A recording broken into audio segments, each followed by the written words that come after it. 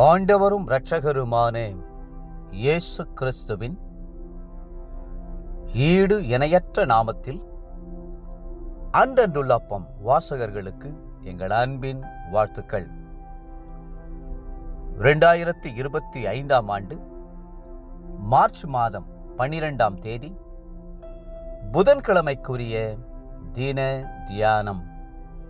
இன்றைய தலைப்பு வரங்களை நாடுங்கள். மத்தேயு 4ஆம் அதிகாரம் 24ஆம் வசனம் சொல்லுகிறது, சகல பிணியாளிகளையும் பிசாசு பிடித்தவர்களையும் சந்திர ரோகிகளையும் திமிர்வாதக்காரரையும் அவரிடத்தில் கொண்டு வந்தார்கள், அவர்களை சொஸ்தமாக்கினார். இயேசு கிறிஸ்து இந்த பூமியில் இருந்த நாட்களில் அவருடைய ஊழியம் 3 விதங்களில் இருந்தது. முதலாவது, அவர் சுவிசேஷத்தை பிரசங்கித்தார். இரண்டாவது, பிசாசுகளை துரத்தினார். மூன்றாவது, வியாதிகளை குணமாக்கினார். ஊழியத்தின் ஒரு பகுதி வியாதியஸ்தர்களை சுகமாக்குவதாகும். எந்த ஒரு ஊழியர்கள் ஆவி, ஆத்துமா, சரீரத்தில் தேவனுடைய சுகமளிக்கும் வல்லமையை பிரசங்கிக்கிறார்களோ அவர்கள் அதிகமான ஆத்துமாக்களை கர்த்தருக்கென்று ஆதாயம் பண்ணுவார்கள்.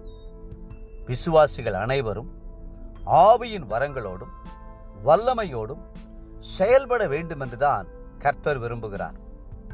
ஆகவேதான் வியாதியஸ்தர்களை சொஸ்தமாக்குங்கள், குஷ்டரோகிகளை சுத்தம் பண்ணுங்கள், குருடரின் கண்களை திறந்து விடுங்கள் என்று அவர் சொல்லுகிறார்.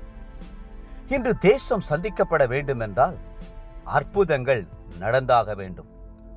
கர்த்தருடைய வல்லமை வெளிப்பட்டே ஆக வேண்டும். ஆனால் நம்முடைய விசுவாசிகளின் நிலைமை என்ன?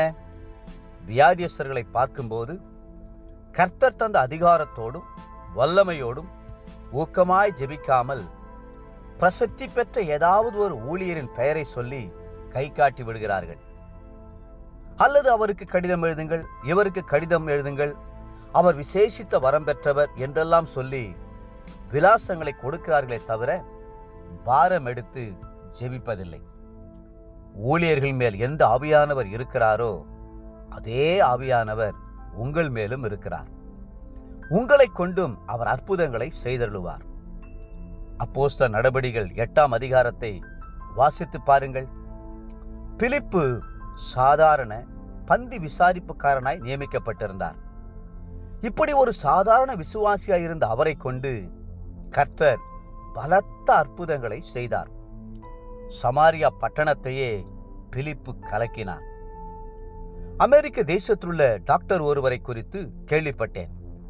அவர் மூலமாய் ஆயிரமான புற்றுநோய் வியாதியஸ்தர்கள் குணமாயினர். அவர் பரிசுத்த ஆவியினால் நிரப்பப்பட்டவர் என்பதே அதன் காரணம். அறுவை சிகிச்சைக்கென புற்றுநோயால் பாதிக்கப்பட்ட எந்த வியாதியஸ்தரை கொண்டு வந்தாலும் முதலாவது பரிசுத்த ஆவியினாலே நிரம்பியவராய் நோயை கொண்டு வருகிற பிசாசை கடிந்து கொள்ளுவார். அதை தொடர்ந்து சரீரத்தில் கிரியை செய்யாதபடி வியாதி கிருமிகளின் வல்லமையை அழித்து ஜெபிப்பார். அதன் பிறகே புற்றுநோயினால் பாதிக்கப்பட்டவருக்கு சிகிச்சை செய்வார். பின்பு அந்த நோய் மீண்டும் அந்த சரீரத்தில் வருவதே இல்லை.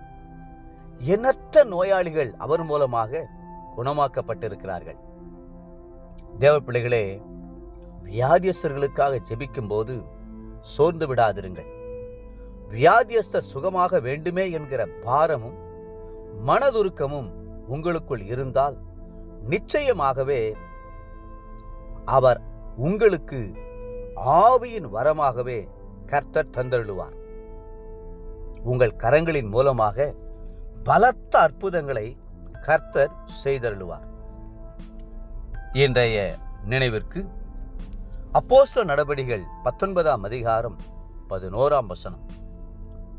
பவுலின் கைகளினாலே தேவன் விசேஷித்த அற்புதங்களை செய்தருளினார்.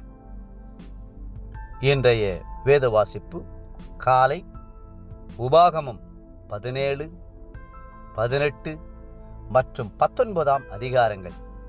மாலை மார்க் 13ஆம் அதிகாரம் 1 to 20 முடிய. அன்புக்குரிய அன்றன்றுள்ள அப்பம் வாசகர்களே, மீண்டும் உங்களை வாழ்த்துகிறோம். கர்த்தரிடத்தில் வேண்டிக் கொள்ளுங்கள். உங்களுக்கும் ஆண்டவர் வியாதிகளை சுகமாக்குற வரங்களை கொடுத்து வல்லமையாய் உங்களை பயன்படுத்தி உங்களை ஆசீர்வதித்து மென்மேலும் உயர்த்துவாராக. ஆமென்.